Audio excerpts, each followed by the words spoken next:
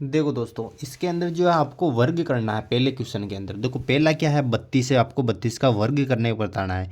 देखो 32 का मैं वर्ग कर देता हूँ यहाँ पर। तो 32 को वर्ग, 32 का स्क्वायर का मतलब होता है 32 को 2 बार गुणा करना है। 32 को 32 से हम गुणा यहाँ पर कर लेंगे दोस्तों। देखो 32 को 32 से मैं गुणा करूंगा तो देखो कितने आएंगे मेरे पास। 32 को यहाँ पर 32 से गुणा कर लो तो क्या हो जाएगा। देखो 2 दूने 4, 2 तिया 6, गुणा 3 दूने 6 और 3 तिया 9। अब इनको मैं जोड़ूंगा दोस्तों तो 4 6 6 12, 1 9 और 1 कितने होते 10, 1024।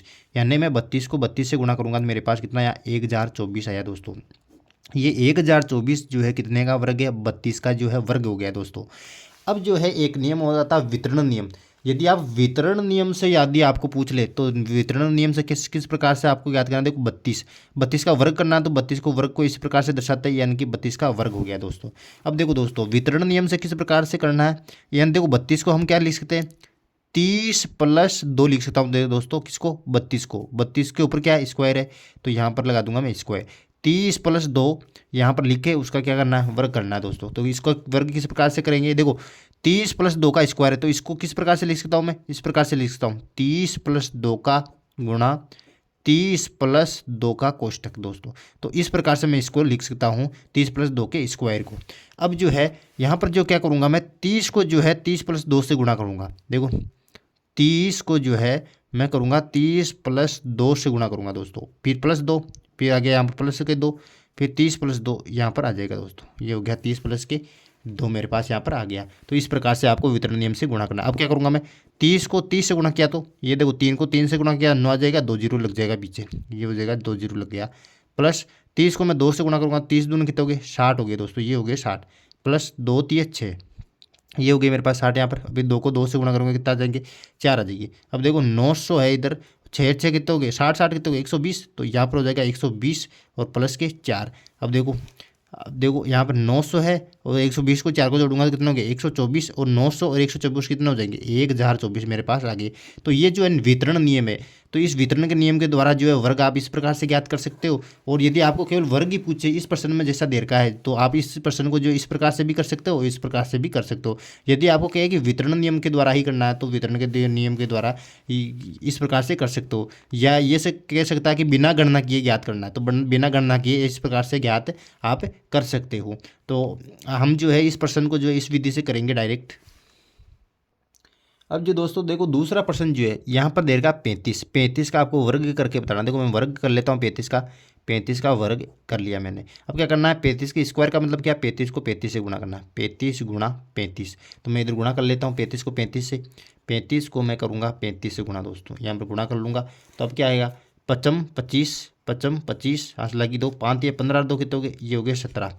अब देखो तीनों पंजो 15, तीनों पंजो 15, हाथ लगी 3 या 9 या कितने हो गए 10, 5 7 और 5 कितने हो गए, 7 और 5 हो गई यहाँ पर 12, हंस लगी 1 1 1 कितने हो गए 2, ये हो गए 1225। यानी कि 35 को 35 से गुणा किए तो कितना आया 1225 हमारे पास आंसर आया। यानी कि 35 का जो वर्ग है वो कितना हो जाएगा 1225।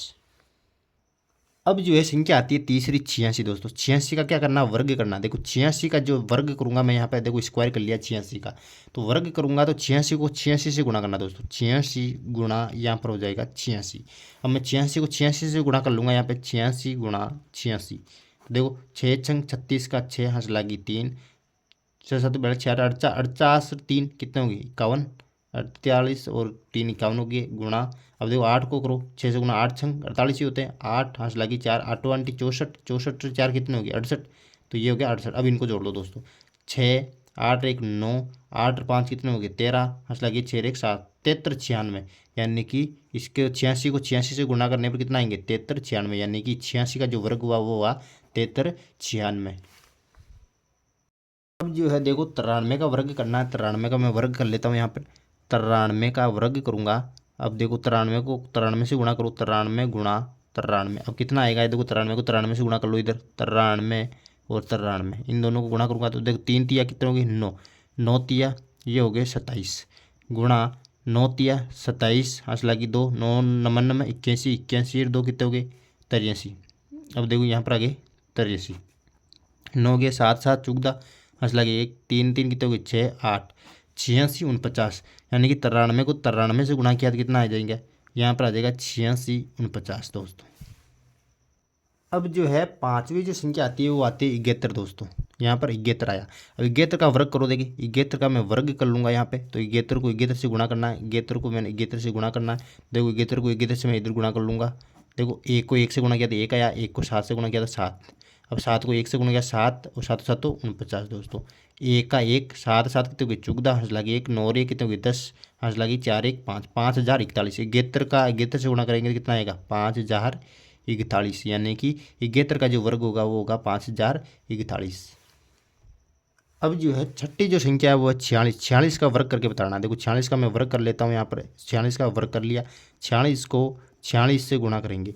46 को 46 से गुणा करेंगे तो कितना आएगा 46 को 46 से गुणा करेंगे। देखो 6 छंग 36, हंस लगी 3, 6 चौका 24 से 3 कितने हो गए 27 गुणा 6 चौका 24 का 4, हंस लगी 2, 4 चौक 16 2 कितने हो गए 18 हो गए दोस्तों।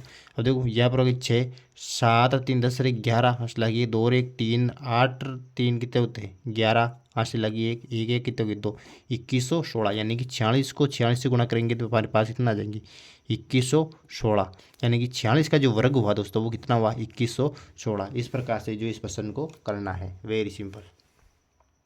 देखो दोस्तों दूसरे प्रश्न के अंदर जो है आपको पाइथागोरस त्रिक लिखना है, यानी कि उस पाइथागोरस त्रिक में से एक सदस्य आपको दे रखा है यहाँ पर 6 दोस्तों। यानी कि पाइथागोरस त्रिक के जो है 3 सदस्य होते हैं। देखो मैं 3 सदस्य लिख लेता हूँ यहाँ पर। एक सदस्य होता है 2m, एक होता है m स्क्वायर माइनस 1, एक होता है m स्क्वायर प्लस 1। अब ये 3 सदस्य होते हैं दोस्तों, और 3 सदस्य में से एक सदस्य आपको यहाँ पर दे रखा है, यानी कि इस सदस्य को आप इन तीनों में से किसी के बराबर भी मान सकते हो। लेकिन यहाँ पर सम संख्या है तो आप जो है इन संख्याओं को जो है 2m के बराबर मानना है। तो देखो मैं जो है ये एक सदस्य जो दे रखा है पाइथागोरस त्रिक का, यहाँ पर ये बोल रहा है कि ये जो 6 है ये पाइथागोरस त्रिक का एक सदस्य है। तो मैं इस एक सदस्य को जो है 2m के बराबर मान लूंगा यहाँ पर। तो मैं 2m के बराबर मान लूंगा इसको, तो मेरे पास किसका मान आ जाएगा m का मान आ जाएगा। किसका आ जाएगा m का। तो m का मान आने के बाद जो है मैं ये सदस्य और ये सदस्य आसानी से ज्ञात कर लूँगा। अब देखो मैं जो है 2m के बराबर मानना है इसको। 2m बराबर कितना हो गया 6, माना कि ये जो सदस्य है वो क्या है 2m के बराबर है, यानी कि 2m वाला सदस्य है। अब जो 2 इधर गुणा में उधर जाते किस में हो जाएगा भाग के अंदर हो जाएगा 2 3 6, यानी कि m बराबर जो आया मेरे पास कितना आया दोस्तों 3 आ गया। अब देखो इस सदस्य से जो सदस्य आपको दे रखा है उससे हमने m का मान निकाल लिया। अब इस m की सहायता से हम दो सदस्य अन्य सदस्य याद कर लेंगे। तो देखो m स्क्वायर माइनस 1 ये दे रखा है m स्क्वायर माइनस के 1, तो m की जगह क्या रख दूंगा मैं 3 रख दूंगा दोस्तों। यहाँ पर 3 का स्क्वायर माइनस का 1। अब देखो 3 का स्क्वायर कितना होता है, 3 का स्क्वायर का मतलब होता है 3 को 3 से गुणा करना, 3 तिया 9 माइनस का 1, यानी कि क्या हो गया 9 में से 1 गया तो कितना 8, यानी कि एक सदस्य तो 6 है और दूसरा सदस्य मैंने याद कर लिया 8 दोस्तों। अब तीसरा सदस्य भी याद कर लेंगे। देखो मैंने एक को 2m के बराबर रख लिया, एक को m स्क्वायर के माइनस 1 के बराबर रख लिया। अब तीसरे को जो m स्क्वायर प्लस 1 का मान से निकालो। अब देखो तीसरा जो सदस्य आएगा m स्क्वायर प्लस 1 से आएगा दोस्तों। m का मान कितना है, m का मान हमारे पास 3 है, तो 3 का स्क्वायर है यहाँ पर, तो स्क्वायर हो गया प्लस 1 तो 1 हो जाएगा। देखो 3 का स्क्वायर कितना होता है 9 प्लस 1, तो 9 और 1 कितने हो गए यहाँ पर हो गए दोस्तों 10 मेरे पास आ गए। अब यानी कि पहला सदस्य जो आपको दे रखा है वो तो 6 दे ही रखा है, दो सदस्य जो है आप याद कर लो 8 और 10 हमारे पास आई है, यानी कि पाइथागोरस त्रिक आ गया। एक तो ये 2 और 3।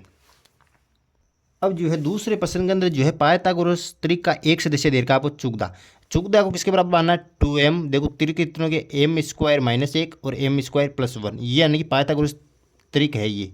तो हम जो है चुगदा को किसके बराबर रख लूँगा 2m के बराबर रख लूँगा। यहाँ पे 2m के बराबर चुगदा को रख लूँगा, तो यहाँ से जो है m का मान मेरे पास आ जाएगा 2 इधर गुणा में तो दूसरा किसका हो जाएगा भाग का हो जाएगा m बराबर चुगदा बटावा 2, यानी कि चुगदा को 2 से काटेंगे तो कितना आ गया है मेरे पास आ गया दोस्तों 7 यहाँ पर। अब देखो m बराबर मेरे पास आ गया 7। अब जो है मैं दो तरीक जो एक तरीक तो दे रखा ही है ये, तो अब जो m स्क्वायर माइनस 1 का मान निकाल लूँ, मान से एक तरीक को निकालूंगा m स्क्वायर माइनस 1, m का मान कितना 7 है, तो 7 का स्क्वायर माइनस का 1 आ जाएगा। 7 को स्क्वायर कितना होता है, 7 का स्क्वायर होता है दोस्तों 49 माइनस का 1, 49 में से 1 गया तो कितना बचा, यहाँ पर बचा मेरे पास 48, यानी कि एक सदस्य तो आपको दे रखा चुगदा, दूसरा सदस्य आ गया हमारे पास 48। अब तीसरा सदस्य किससे याद करेंगे m स्क्वायर प्लस 1 से, तो m स्क्वायर प्लस 1, तो m का मान कितना 7, तो 7 का स्क्वायर हो गया प्लस 1। अब 7 तो कितने हो गई 49 प्लस 1 बराबर 49 और 1 कितने हो गए 50, यानी कि तीसरा सदस्य भी हमारे पास कितना आ गया 50। अब जो दोस्तों देखो 16, यहाँ पर एक है तीसरी संख्या 16, यानी कि पाइथागोरस त्रिक का एक सदस्य दीर्घ आपको 16। इसके लिए हम क्या करेंगे, 2m तीर क्या होता है m square minus 1 m square plus 1, ये जो है पाइथागोरस त्रिक होता है दोस्तों। तो ये जो एक सदस्य दीर्घ है इसको मैं 2m के बराबर मान लूँगा। 2m बराबर कितना है 16। एम जो है इधर रह जाएगा, 2 गुणा में दे जाते किस में हो जाएगा, भाग में हो जाएगा। 2 से काटूंगा तो कितना आएगा 8, यानी कि एम का मान जो है मेरे पास कितना आ गया, यहाँ पर 8 आ गया दोस्तों। अब जो है एक सदस्य तो रख लिया मैंने, दे रखा है ये 2m। अब एम स्क्वायर माइनस 1 दूसरा सदस्य निकालूंगा एम स्क्वायर माइनस 1 से। एम का मान कितना 8 है, तो 8 का स्क्वायर हो जाएगा यहाँ पे माइनस का 1। 8 का स्क्वायर कितना था 64, 64 में से 1 गया तो कितना बचेगा 63 मेरे पास यहाँ पर बच गया। अब जो तीसरा जो सदस्य है वो आ जाएगा एम स्क्वायर प्लस 1 से। एम स्क्वायर प्लस 1 बराबर एम का मान कितना 8, 8 का स्क्वायर प्लस 1, यानी कि 8 20 64 प्लस 1 बराबर कितना हो जाएगा, यहाँ पर मेरे पास तीसरा जो सदस्य आ गया वो आ गया 65, दूसरा जो सदस्य 63 और एक सदस्य आपको दे ही रखा है। अब जो है इस प्रश्न का जो लास्ट दे रखा है, पाइथागोरस त्रिक का एक सदस्य दे रखा है 18 आपको लोग। तो पाइथागोरस त्रिक होता गया 2m m square minus 1 m square plus 1 दोस्तों। तो मैं 2m के बराबर इसको एक सदस्य को मान लूंगा यहाँ पे। तो 2m बराबर मैं मान लेता हूँ यहाँ पर 18 दोस्तों। तो 2 इधर गुणा में 2 जाते किस में हो जाएगा, भाग के अंदर। 18 बटा 2, 2 9 18, यानी कि m का जो मान है मेरे पास आ गया दोस्तों 9 यहाँ पर। अब जो पहला सदस्य तो आपको दे ही रखा है, और दूसरा सदस्य एम स्क्वायर माइनस 1 के बराबर मान लो। एम स्क्वायर माइनस 1, एम का मान कितना है, एम का मान जो है 9 का स्क्वायर माइनस का 1 बराबर 9 में 81, 81 माइनस का 1, 81 में से 1 गया तो कितना बचे, यहाँ पर बचे 80, यहाँ पर बच गए 80। अब जो है तीसरा जो सदस्य एम स्क्वायर प्लस 1 से निकालूंगा। एम स्क्वायर प्लस 1 यहाँ पर दे रखा है, एम का मान 9 दे रखा है, 9 का स्क्वायर प्लस का प्लस आ जाएगा 1 आ जाएगा, 9 81, 81 प्लस 1 बराबर कितने हो गए 82, यानी कि एक सदस्य आपको दे ही रखा है, दूसरा सदस्य 80 आ गया, तीसरा सदस्य कितना का 82। Very simple. अगर मेरा ये वीडियो आपको पसंद आया तो please like share comment and don't forget to subscribe. Thank you.